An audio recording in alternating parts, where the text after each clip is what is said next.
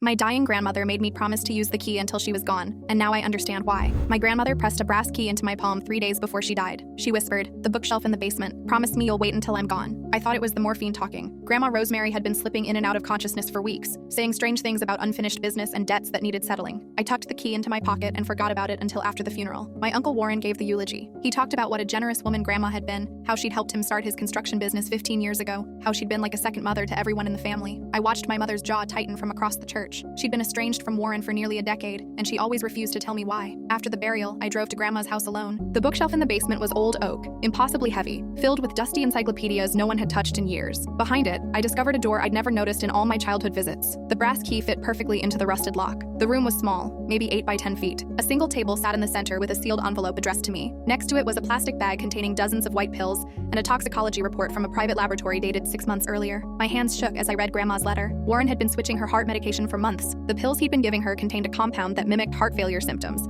while slowly destroying her kidney function. She'd grown suspicious when her health declined rapidly, after Warren insisted on managing her prescriptions. She'd secretly saved the pills, mailed samples to an independent lab, and kept the results hidden here. The report confirmed everything. Warren had been poisoning her. The letter explained more. He'd drained her accounts for over a decade, forged her signature on loan documents, and convinced the entire family that my mother was paranoid when she'd tried to intervene years ago. But the theft wasn't enough anymore. Warren needed her dead before she could change her will. He'd already spent the inheritance he was expecting. Grandma had quietly contacted a detective 3 months before she died. His card was clipped to her letter with a handwritten note saying he was waiting to hear from me. I called him that same night. Detective Morales had been building a case but needed physical evidence and a witness. Grandma's toxicology report and preserved pills gave him exactly what he needed. He asked if I could help them catch Warren in the act. I agreed without hesitation. For 3 weeks, I pretended everything was normal. I invited Warren over regularly, letting him believe I was grieving and needed family support. I wore a wire during every visit. He grew comfortable, started talking openly about Grandma's final months. He complained about her stubbornness, how she'd refused to sign certain papers, how her decline had taken longer than expected. The recordings captured everything. The arrest happened at Warren's own company headquarters during a morning meeting with his investors. Detective Morales coordinated with federal agents because the financial crimes crossed state lines,